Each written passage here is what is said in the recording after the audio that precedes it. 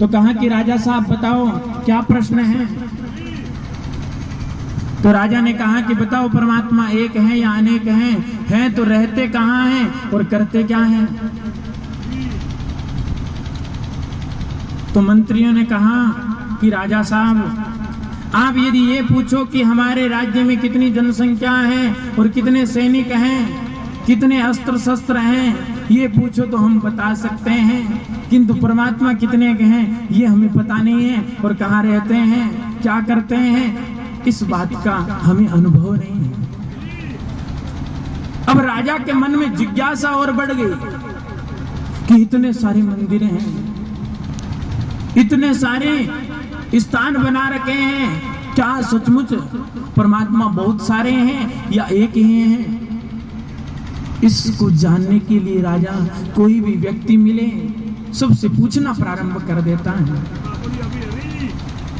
और सबसे पूछता है, जो भी मिलता है तो पूछता है कि परमात्मा एक है या अनेक हैं तो रहते कहाँ हैं, करते क्या हैं। तो कोई भी राजा को उत्तर न दे तो एक दिन राजा के मन में शिकार खेलने की आती हैं और राजा वन की तरफ रवाना होते हैं। और जो ही राजा वन के भीतर प्रवेश करने वाले होते हैं तो सामने से वन से एक महात्मा सामने आते हुए दिखाई देते हैं। और अब जो ही राजा महात्मा को देख रहे हैं तो राजा मन में विचार कर रहे हैं कि जरूर महाराज जी वन में से आ रहे हैं तो जरूर ये परमात्मा को जानते होंगे। तो राजा ने अपने घोड़े को महाराज जी के पास में रोका और रोक करके कहा कि महाराज जी बताओ परमात्मा एक है या अनेक हैं तो रहते कहाँ हैं और करते क्या हैं। तो महाराज जी ने कहा कि राजा साहब ना कोई अभिवादन ना कोई प्रणाम, सीधे मिले नहीं उससे पहले ही प्रश्न पूछने शुरू। तो राजा ने मन में विचार किया कि जरूर महाराज जी कुछ ना कुछ जानते हैं, इसलिए पहले अनुशासन सिखा रहे हैं। तो राजा तुरंत अपने घोड़े से नीचे उतरा और नीचे उतर करके महाराज जी को साष्टांग दंडवत प्रणाम की।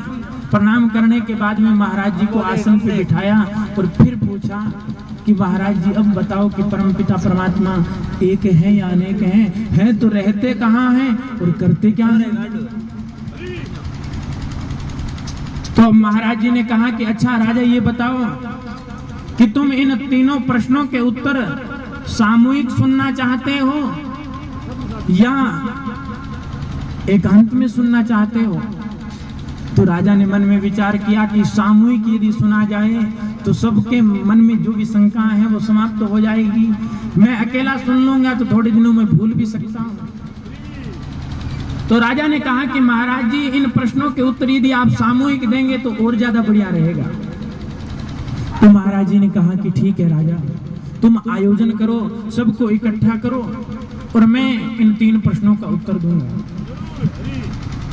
तो राजा ने कहा कि महाराज जी इसलिए मुझे थोड़ा समय चाहिए, मुझे 15 दिन का समय चाहिए। राजा ने कहा कि महाराज जी ने कहा कि ठीक है राजा साहब आप 15 दिन का समय लो। और जो ही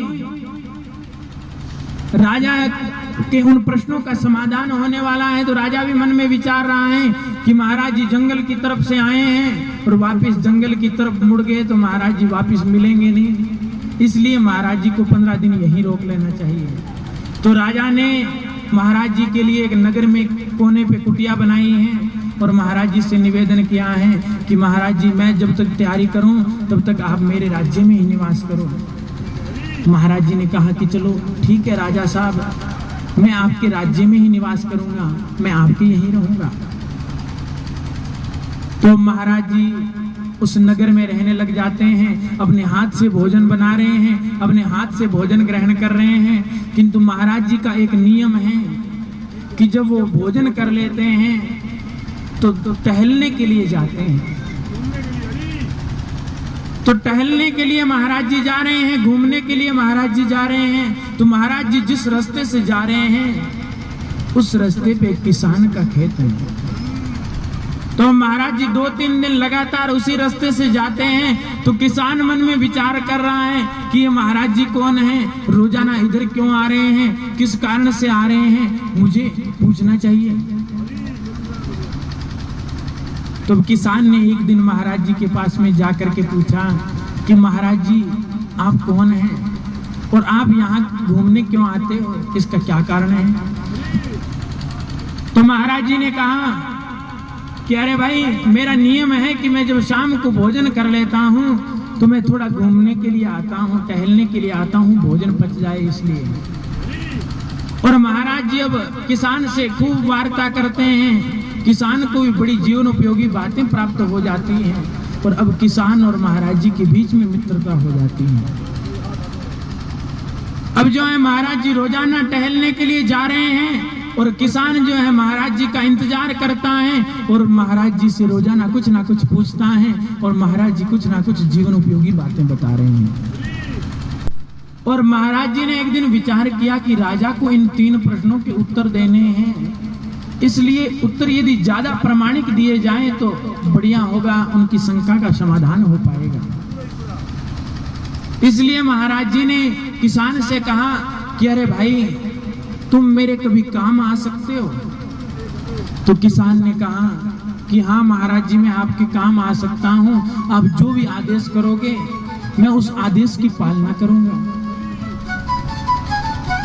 तो किसान ने कहा, तो महाराज जी ने कहा कि ठीक है, समय आने पे मैं काम बताऊंगा। अब महाराज जी रोजाना घूमने के लिए जाते हैं और उस किसान को पक्का कर रहे हैं, रोजाना ही पूछते हैं कि अरे भाई, मेरे काम आओगे कि नहीं आओगे। किसान ने कहा कि महाराज जी निश्चिंत रहो, मैं आपके काम अवश्य आऊंगा।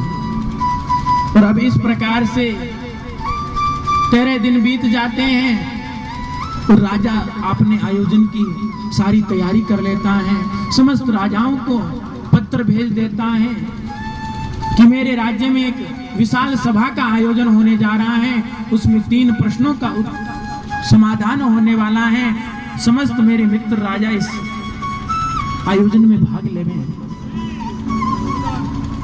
तो समस्त राजाओं के पास में पत्र पहुंचते हैं तो सारे राजा आने लग जाते हैं, सारी प्रजा एकत्रित हो जाती है और महाराज जी के पास में भी पत्र भेज दिया जाता है कि महाराज जी, अब कल प्रातःकालीन 12 बजे के समय इन 3 प्रश्नों को मैं पूछूंगा और आप इन 3 प्रश्नों के उत्तर देना।